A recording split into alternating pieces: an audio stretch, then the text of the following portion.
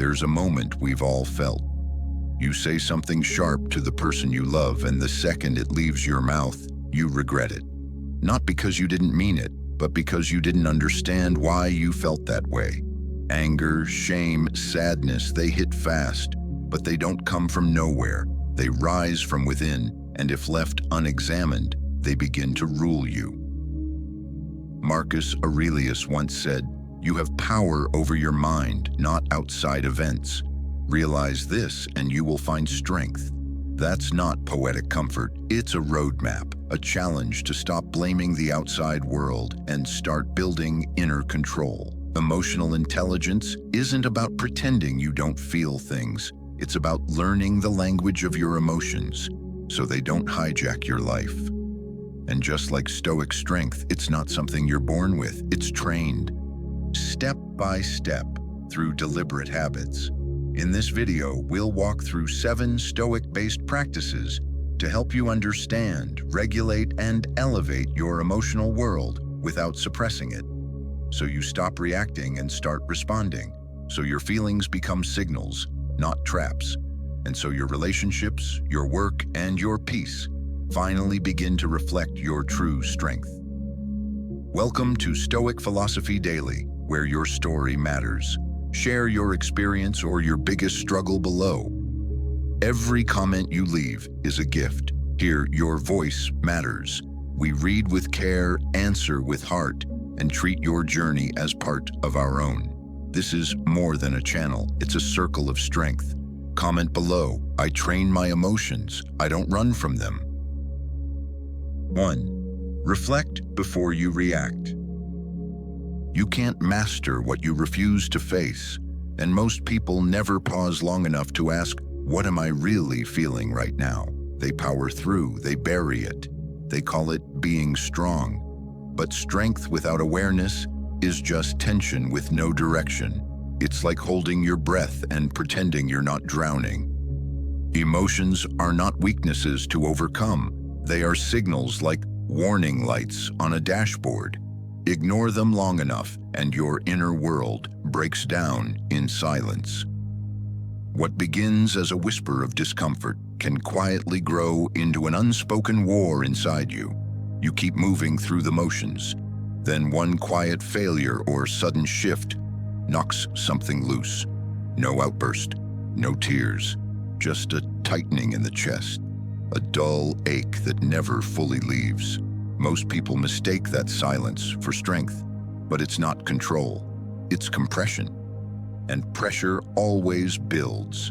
The turning point comes when you stop running, when you sit with the feeling instead of fleeing it. You name it, you let it breathe. And in that pause, the storm loses its grip. The moment you define what you're feeling, you stop being dragged by it and start directing it. Marcus Aurelius wrote, "If you are distressed by anything external, the pain is not due to the thing itself, but to your estimate of it. And this you have the power to revoke at any moment." This is where real emotional intelligence begins, not with suppression, but with observation. Try this. When a strong emotion surfaces, don't fight it. Sit with it. Feel where it lands in your body. Ask yourself, is this anger covering hurt? Is this shame tied to an old wound? Emotions don't come from nowhere. They have roots, often buried in past rejection, unmet expectations, or quiet comparisons. When you trace them back, you reclaim the narrative. And in that space, clarity forms. Clarity settles into calm. Calm becomes control. Research confirms this. Emotional awareness improves resilience, communication, and connection. You don't need hours. Just a few honest minutes each day can sharpen how you lead, how you speak, and how you live. At Stoic Daily, we believe naming your feelings is the first act of reclaiming your power. Comment below, "I observe, I don't suppress." What emotion have you been ignoring, and what would change if you faced it instead? 2. Write to see clearly. A mind left unexpressed turns chaotic. That is why journaling is not just a practice, it is a rescue mission, not for perfection, for perspective. When thoughts stay trapped in your head, they blur, they swirl like fog, mixing pain with memory, anger with expectation. But when you write, the fog begins to lift. Emotions that once ambushed you become visible. You name them. You see where they start and where they end. Journaling is how the Stoics trained perception. Marcus Aurelius did not write to impress. He wrote to untangle, to confront his failures, expose his flaws, and turn inner disorder into clarity. His meditations were never meant for the world. They were written to preserve his own sanity. At first, you may not notice the shift, but over time, patterns reveal themselves, like footprints in wet earth, repeating with every step. The same irritation when your opinion is dismissed, the same quiet, sinking feeling when you are overlooked.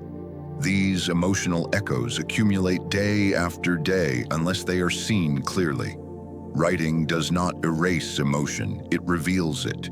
It draws a boundary around the trigger, gives shape to the reaction, and slowly teaches your mind to pause before repeating the same loop. This is how clarity is built, not through dramatic breakthroughs, but through small recognitions repeated consistently. Try this tonight. Instead of numbing your stress with a screen, pick up a pen. Ask yourself what stirred me emotionally today. Where did I react without thinking? What am I afraid to admit? Let the page hold what your voice avoids. You may discover that anger was not about the argument, but about fear. That sadness hides beneath control. That guilt is asking to be understood, not punished. You do not need to write beautifully. You need to write honestly. Each page becomes a step out of confusion, a structure of clarity in a world that overwhelms. Journaling will not solve every problem, but it will give you the inner order to face them without breaking. At Stoic Daily, we believe clarity begins when honesty meets paper. Comment below. I write to reclaim my mind. What emotion will you explore in writing tonight? 3. Break the emotional loop. You wake up with good intentions. Stay calm. Be better. Do not react. But by midday, you're already caught again, irritated by something small, distant in a conversation, replaying the same inner criticism. It feels like being trapped in a loop you never chose, yet somehow keep repeating, not because you're weak, but because no one ever taught you how to step out of it. Over time, repeated reactions harden into patterns. What begins as a moment of emotion becomes a habit.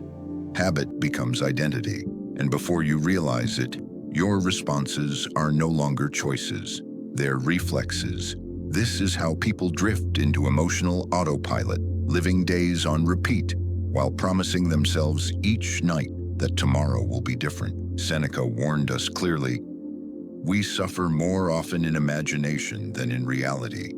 Most emotional pain doesn't come from what actually happens, but from the unconscious stories we replay again and again. A comment feels like rejection. Someone else's success feels like failure.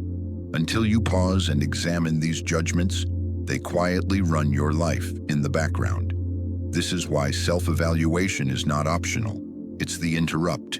The moment you stop the loop long enough to ask, who am I becoming through these reactions? Are my choices still aligned with my values, or am I just protecting old wounds? Reflection is not self-criticism, it's course correction. Even in high-pressure worlds, this practice matters. Most people believe control is about being louder, faster, and more forceful. But real mastery begins in the quiet space between stimulus and response.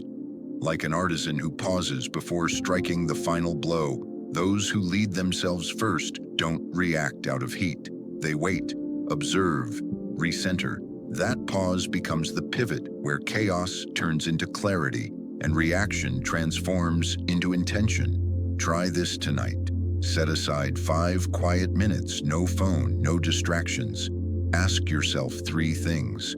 What triggered me today? How did I respond automatically? What would a wiser response look like tomorrow? Don't judge the answer, just observe it. That awareness is where emotional intelligence is built. Marcus Aurelius practiced this kind of nightly reflection not to punish himself, but to refine himself. Each review was a way to sharpen judgment, not indulge regret. Modern research echoes this truth. Regular self-reflection reduces stress, improves emotional control, and leads to clearer decisions. At Stoic Daily, we believe reflection is how you reclaim authorship over your life. Comment below, I break the loop. What pattern are you finally ready to interrupt? 4. Own the mirror. Most people don't fear mistakes. They fear what the mistake says about them, so they look away. They rush past the moment, hoping it fades before they have to face it. Like a mirror fogged by steam, the reflection becomes blurry enough to avoid. But growth never happens in blurred vision. It begins the moment you wipe the glass and stays long enough to see clearly. Admitting a mistake feels threatening because it strikes at identity. The mind whispers, if I accept this, I lose respect, I lose authority, I lose face. So instead, people explain, deflect, go silent, and slowly that avoidance hardens into isolation. Relationships thin out, self-respect erodes, not because of the mistake, but because of the refusal to own it. Stoicism teaches the opposite. Admitting fault is not a collapse. It is in alignment with reality.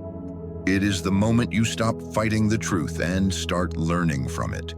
That is why Epictetus said, if anyone tells you that a certain person speaks ill of you, do not make excuses about what is said of you, but answer, he was ignorant of my other faults, else he would not have mentioned these alone. This is not self-humiliation. It is calm clarity, the strength of someone who no longer needs to protect an image. When you admit a mistake, something subtle shifts inside.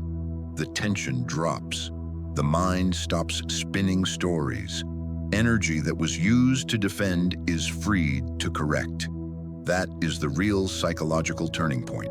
Responsibility closes the inner loop that blame keeps open. Try this the next time you fall short. Pause, breathe, ask yourself, what part of this is mine to own? Say it plainly, no conditions, no softening, then listen. Not to defend, to understand. Write down what you learned, not to punish yourself, but to extract the lesson. Change does not come from shame. It comes from clear seeing repeated over time.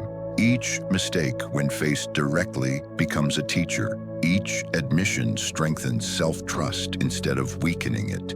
You stop fearing exposure because there is nothing left to hide from yourself. At Stoic Daily, we believe true strength begins when you stop arguing with the mirror. Comment below, I own my actions. What truth have you been avoiding that could set you free the moment you face it? 5. Listen like a Stoic. Listening isn't a soft skill. It's a test of your presence. Many people think they're listening when they're simply waiting for their turn to speak. They nod, they say, I hear you, but their mind is halfway through tomorrow's problems. Real listening requires something rarer, emptiness, the kind that clears your internal noise so you can actually receive someone else's truth. Most relationships don't fall apart because of one dramatic event. They fade quietly. Eye contact is lost. Phones fill the silence. Words shrink to logistics. Did you pay the bill replaces, how are you really?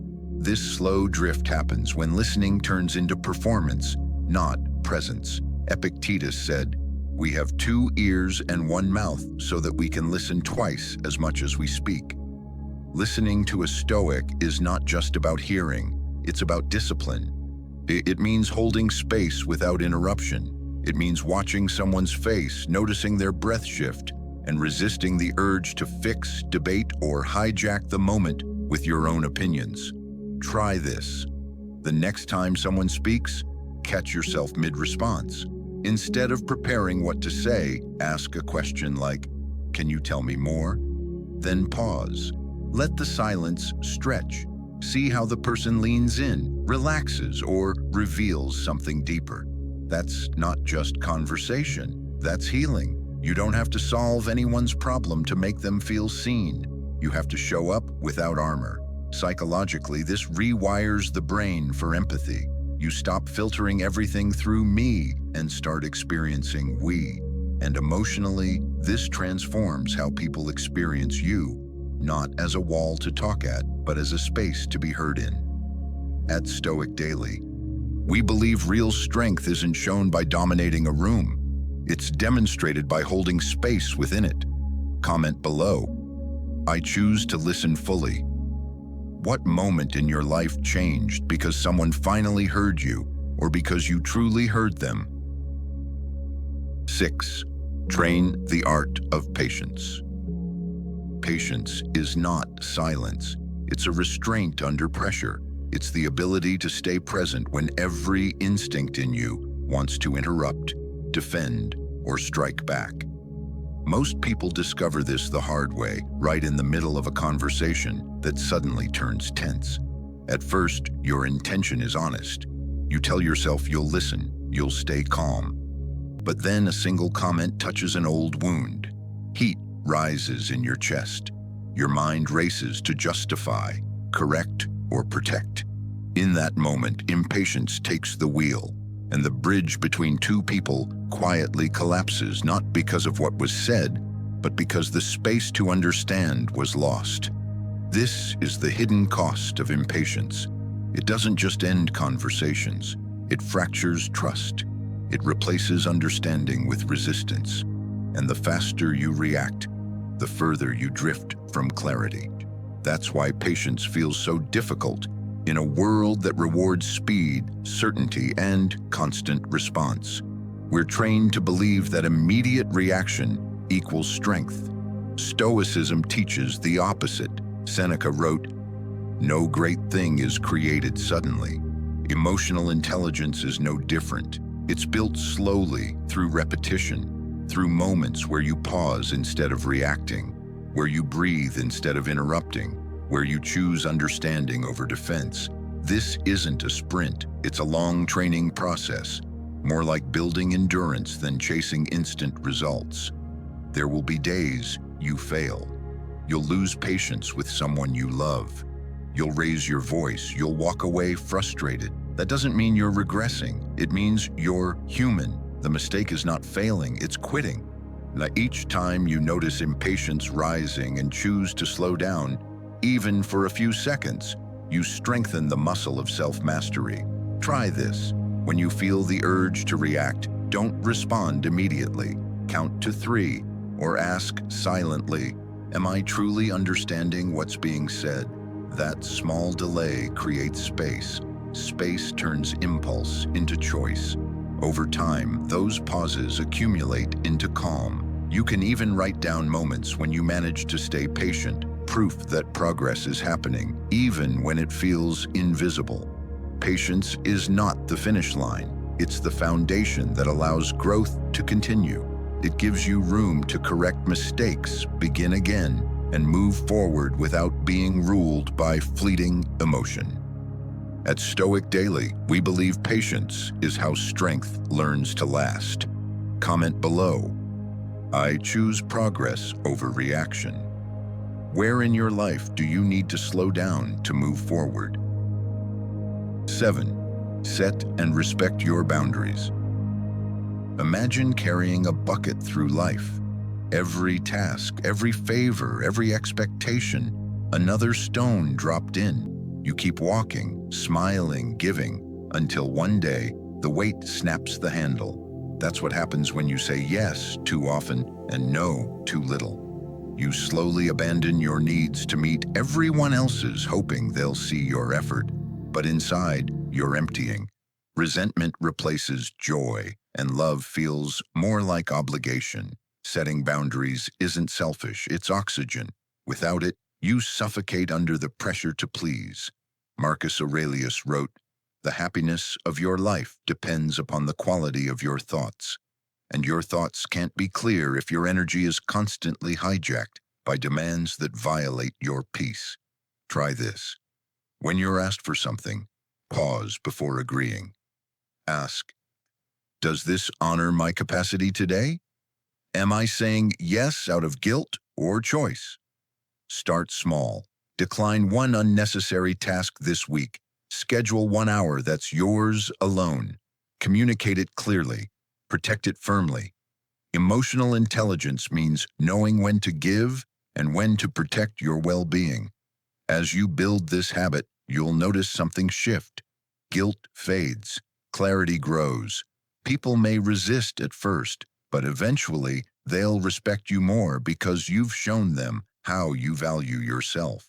And when you model that, others feel safe to do the same. At Stoic Daily, we believe boundaries aren't walls. They're doors you close with wisdom and open with intention. Emotional mastery is a daily practice. True emotional intelligence teaches you something simple, yet life-changing.